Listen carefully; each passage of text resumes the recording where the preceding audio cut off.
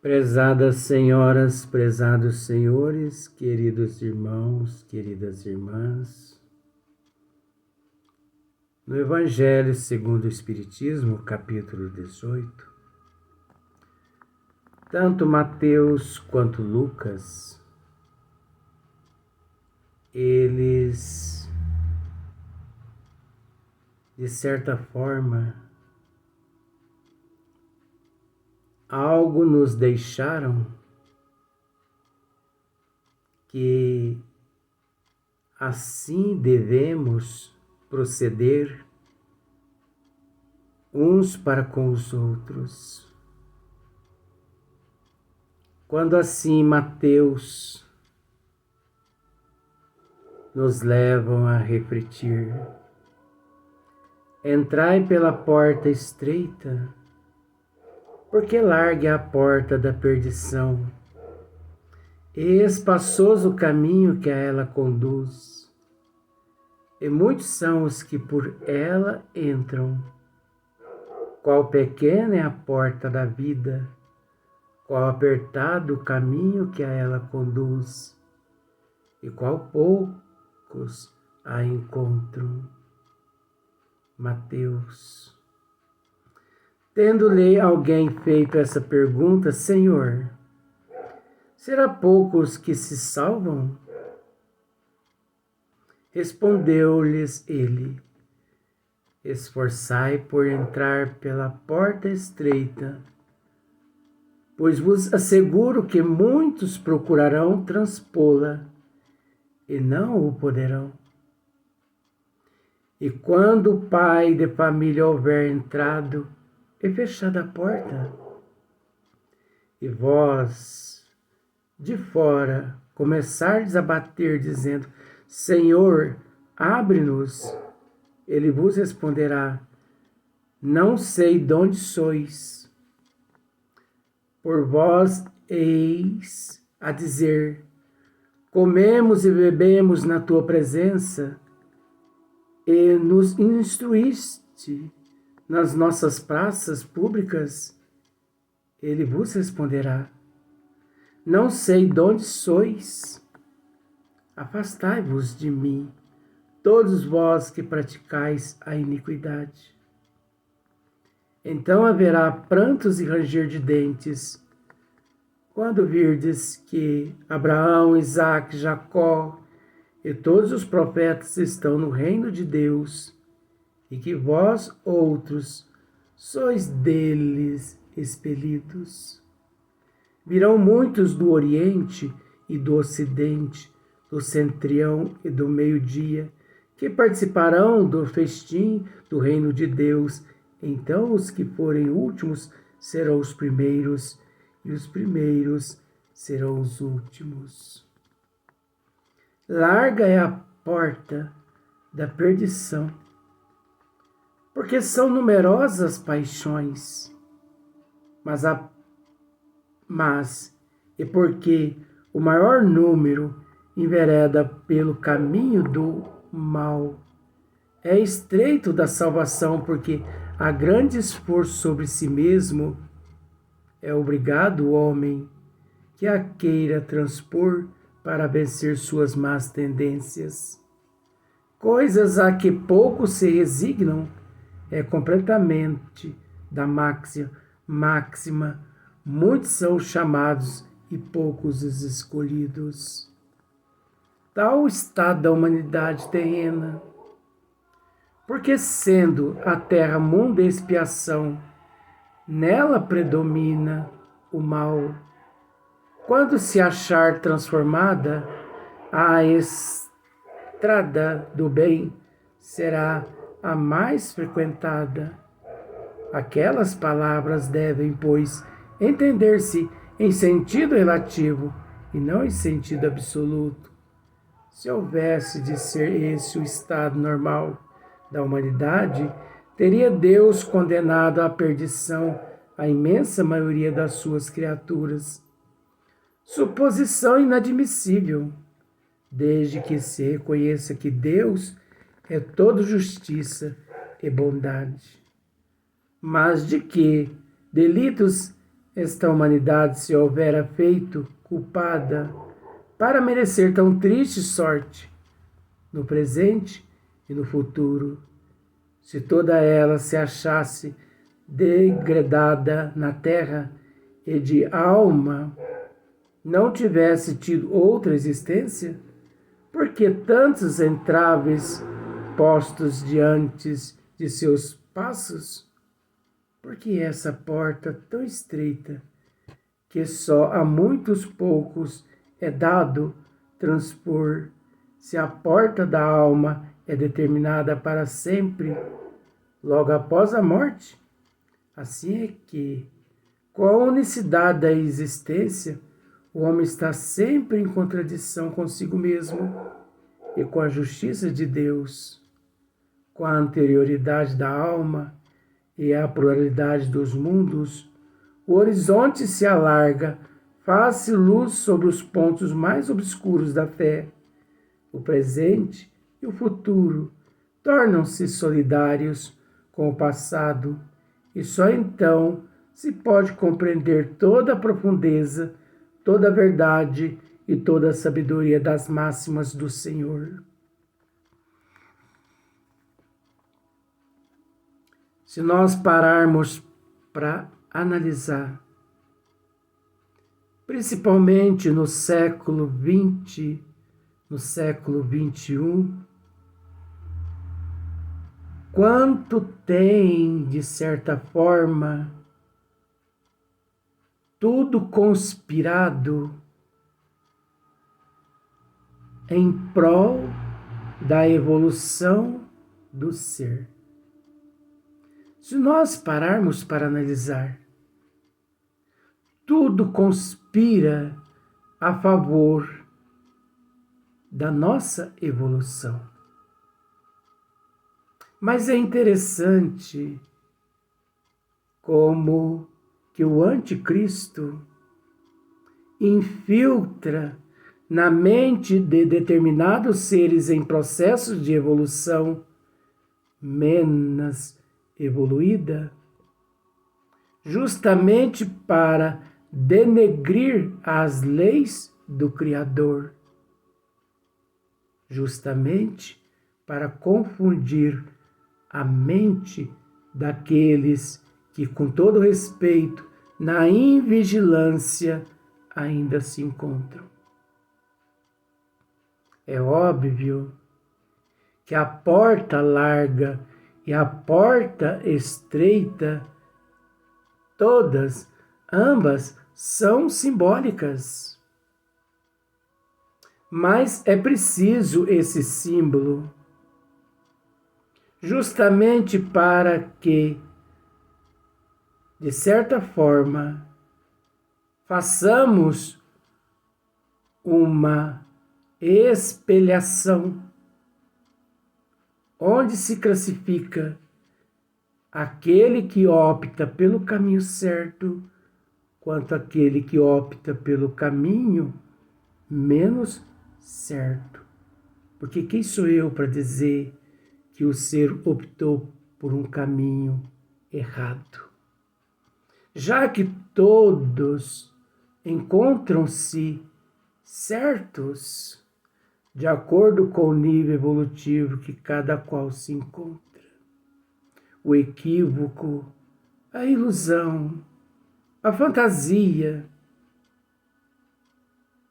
tudo isso leva o indivíduo, que ainda na incerteza, a buscar a porta larga. Porque na porta larga, o indivíduo encontra ilusões, fantasias, ele encontra todo tipo de facilidade. Na porta larga, ele encontra as delícias, as quais satisfaz não só o primitivismo do corpo físico, mas também o primitivismo da alma, do espírito, porque quando se diz o corpo é fraco, a alma é fraca, Por isso a alma padece. Equivocam-se quem diz assim, com todo respeito, porque na verdade não é o corpo que é fraco, que é pobre. Fraco e pobre é a alma do indivíduo que ainda se encontram num estado de primitivismo, recebendo a oportunidade da regeneração, de se reconciliar-se uns com os outros perante a oportunidade que têm, mas lamentavelmente muitos têm perdido essa oportunidade. Quantas pessoas dizem assim: o pedaço de carne mais podre que existe no corpo físico é a língua, de espécie alguma. A língua é um órgão tão importante quanto os olhos, quanto o ouvido, quanto as cordas vocais, quanto as mãos, quanto os pés, quanto o coração, quanto os pulmões. Com todo o respeito que todos merecem, a pessoa que diz que a língua é a parte mais podre que existe no corpo é porque desconhece que a podridão encontra-se, de fato, é na alma, é no espírito do indivíduo. Porque a língua, como sendo um órgão como outro qualquer, ela é conduzida pelos desejos do espírito, da mesma forma como o espírito ele conduz as mãos do corpo físico, ele conduz os pés do corpo físico e por aí em diante. Então, se nós pararmos para analisar, a porta larga, ela é muito mais vantajosa aos espíritos primitivos. Mas é lamentável ter que dizer que tudo isso é ilusão. E todo esse prazer hoje, neste momento, ele é passageiro. Eu posso dizer com todo respeito, até o mel, em excesso, ele se torna enjoativo. Até o mel, em excesso, ele desestrutura o organismo físico. Faça o teste para você ver. Coma uma colher de mel, repita 2, repita 3, repita 4, repita 5 colheres para você ver. Daí a pouco o doce fica amargo na sua boca. Então é natural que, porque existe a porta larga? Porque existe o espírito primitivo, aquele que sente dificuldade na reforma íntima, na mudança de hábito e de comportamento. Quando lhe é dada a oportunidade de optar pela porta estreita, que ele para, que ele analisa e que ele pensa: jamais, não consigo. São aquelas pessoas que não buscam a luta interior, procurando hoje ser melhor que ontem e amanhã melhor que hoje. São aquelas pessoas que optam, as pessoas que optam pela porta larga, são aquelas pessoas acomodadas com todo o respeito que merecem, porque são direitos de todo mundo optar desde detentores do livre-arbítrio, que são o que significa o direito de escolha.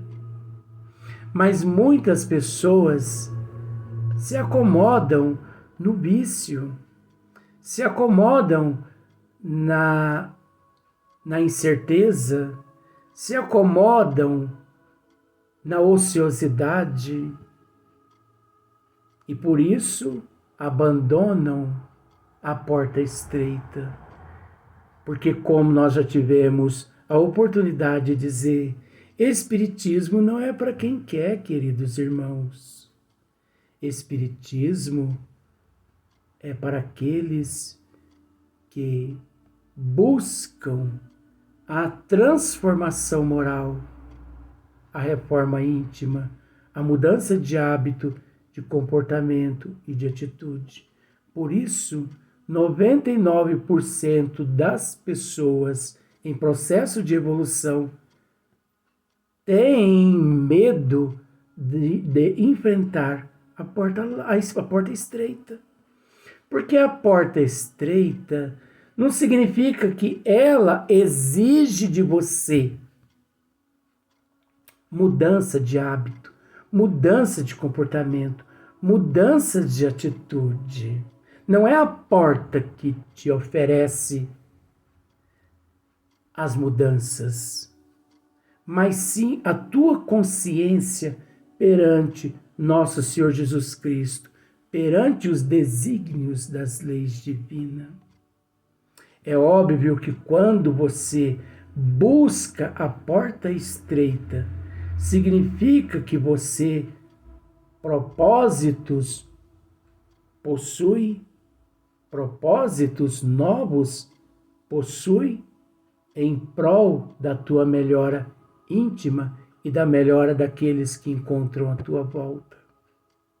Então é natural que na porta estreita a pessoa pisa em caco de vidro, pisa em cima de escorpião, pisa em cima de víboras, pisa ou se debate com caixas de moribundo, se deparam com onças pardas. O que significa tudo isso?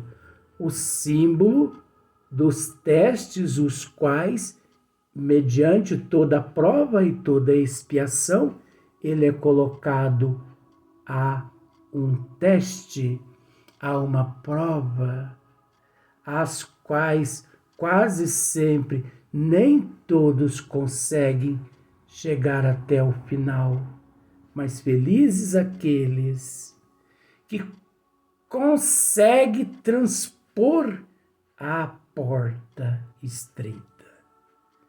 Porque no final da porta estreita, ele encontra o seu galardão, que é o prêmio que o espera por ter superado a si próprio. Porque ninguém encontra-se em processo de evolução com o propósito de que, para evoluir, ele deve destruir alguém. Porque ninguém é inimigo de ninguém. Ninguém é inimigo de ninguém. Se eu disser a você que você não tem nenhum inimigo na face da terra, você pode ignorar-me. É um direito teu. Se eu disser para você que não existe na face da terra monstros nenhum, como por exemplo, quais são os maiores cânceres? Você acha que o maior câncer é esse que destrói o corpo físico? Não. Os cânceres que nós possuímos chama-se orgulho, inveja, ciúme, arrogância, falta de aceitação, falta de humildade, não mudanças de hábito, de comportamento, de atitudes. Esses são os monstros que nos consomem por dentro. E inimigos. Você pensa que a velha que está com os neurônios enfraquecidos? Não. E os inimigos? Você acha que você tem inimigos na face da terra? Não, você não tem inimigos. Eu não tenho nenhum inimigo. Porque você sabe, os únicos inimigos que você tem residem dentro de você mesmo. Os únicos inimigos que eu possuo residem dentro de mim mesmo. É o medo, é a maledicência, é o orgulho, é o egoísmo, é a inveja, é o ciúme, como acabei de dizer alguns segundos atrás. Por isso, nós não estamos aqui com esta maravilhosa oportunidade de evolução, com o propósito de que para evoluirmos, termos que destruir aquele que está contra a nossa volta. Ninguém evolui destruindo o outro. Mas o propósito da evolução nossa é a autoanálise da nossa personalidade, do nosso eu. Hoje devemos ser melhor que ontem e amanhã melhor que hoje, como Santo Agostinho. Todos os dias, à noite antes de dormir, ele refletia a respeito dos atos cometidos. E hoje ele procurava anotar todos os males que cometera, para que no outro dia ele trabalhasse aquelas atitudes, vindo amanhã errar menos do que hoje. Então, se nós pensarmos dessa forma, mas o meu vizinho é uma pedra no meu sapato, o meu parente é uma pedra no meu sapato, fulano é uma pedra no meu sapato, o governo não presta, o presidente não presta, o deputado não presta, o meu patrão, minha patroa. Isso tudo é desculpismo. As pessoas que agem dessa forma é porque não querem evoluir. Elas preferem reclamar em coisa que, se reclamando, resolvesse alguma coisa. Queridos irmãos, vamos erguer a fronte, vamos arregaçar as mangas, vamos agradecer a Deus, que é o nosso presidente. Vamos agradecer a Deus por nosso Senhor Jesus Cristo, que significa o nosso vice-presidente. Vamos agradecer a Deus por Anjo Ismael, que não deixa de ser o nosso enviado até nosso Senhor Jesus Cristo e até Deus. Vamos fazer a nossa parte.